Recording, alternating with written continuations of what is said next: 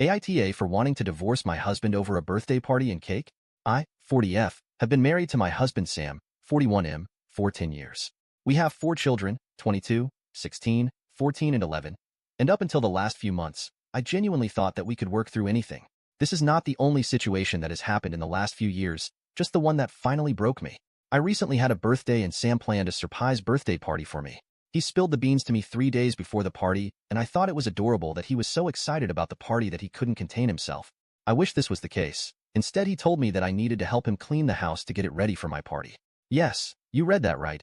I needed to prepare food and set the house for my own party. I agreed to clean to keep the peace, but was upset. The day of the party quickly came, and I was devastated to learn that he didn't invite most of my friends or family. He claimed that he didn't know how to contact them. The final straw came when he carried out a cake in a flavor that he loved. Nothing that I would ever choose for myself. I barely managed to keep it in and cried in the bathroom after everyone left. I feel like an afterthought and hated listening to everyone compliment him for throwing me a party. I work 2 jobs, take care of the kids, do all of the meal planning, grocery shopping, and most of the housework. I am exhausted and just wanted to feel appreciated for a day. AITA for considering divorce because I feel he doesn't care. I just can't imagine throwing away 10 years of marriage, but I feel broken. Now on to the next story. Story 2. AITA for telling it my sister she got what SE deserved after our older brother beat and choked her. The title sounds bad, but here's the context. 8 months ago, our oldest brother, 28M, was jumped from behind and stabbed 13 times and cut up by 3 men after he left a grocery store on his way home from work. He nearly didn't make it and spent 4 months in and out the hospital.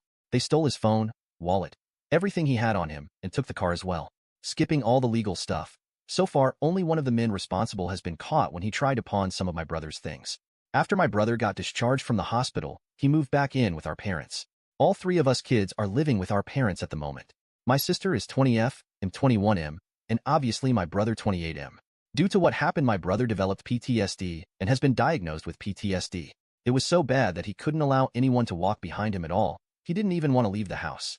I have to say that my brother is doing very well, or was doing well up until my idiot sister. He is going to therapy, no problem taking his meds, and like I said, he has been doing very well to the point that he doesn't completely freak out when someone is behind him, and he has been able to leave the house.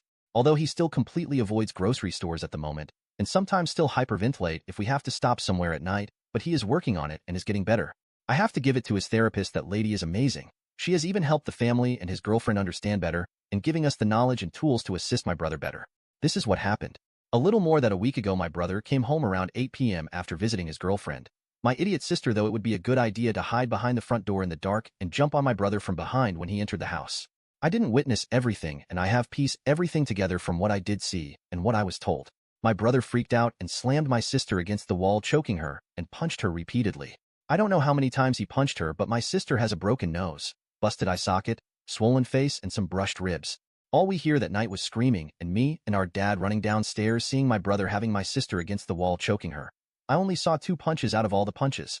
It took me and my dad to restrain my brother and get him to calm down. My sister is currently looking like a red balloon. She was taken to the hospital, nothing more serious other than the injuries said above. I don't know if there will be any legal troubles for my brother, but nothing has happened so far. We all gave our statements. Even my brother, but he doesn't remember much. He remembers walking into the house and then blank. According to one of the police officers, they don't believe charges will be filed but will be in touch. My brother has been holed up in his room since last week after the incident, only leaving for necessities. All the progress he has made over the last couple of months seems to just be completely gone. He is basically the same as he was the day he left the hospital.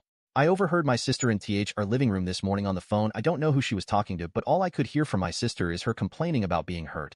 I understand, but I got pissed off when she called our brother a monster. That is when I told her she got what she deserved, and she should be glad that we were there to actually help, because things could have been a lot worse because of her idiocy. She caused her own pain. She caused our brother to relive something that almost took his life, and she is complaining and calling him a monster. I told her the only monster I see was her for even thinking that what she did to our brother after she knows what he went through is okay to do, and then actually do it. I just shouted she should not expect any sympathy from anyone in the family after the shit she pulled, and she is lucky our parents haven't kicked her ass out of it yet. My sister just went to her room and has been in her room the whole day. I can occasionally hear crying through the wall between our rooms. My parents are pissed at me and called me an asshole for blowing up on my sister. They already had the conversation with her and I should have stays out of it. My sister was just blowing off steam with one of her friends over what happened, and I had no right to say anything I did to her. Edit. Before someone calls my brother abusive again. Before all this happened, he was a kind, caring person, always a smile on his face, that has never gotten in a physical fight before outside of a boxing ring. I'm not asking on my brother's actions by mine, but as you want to weigh in on my brother's actions, please ask yourself this question first. You get attacked by 3 men, stabbed 13 times, cut up and beat from behind, and then have someone jump on you from behind not even a year later, and see how you would react in that situation. I don't know what went through his head at that moment, but I can tell you it wasn't who my sister is jumping one as a fucking joke. It was something like, I'm getting attacked again. I have to protect myself. Thank you everyone who subscribed me and like my videos.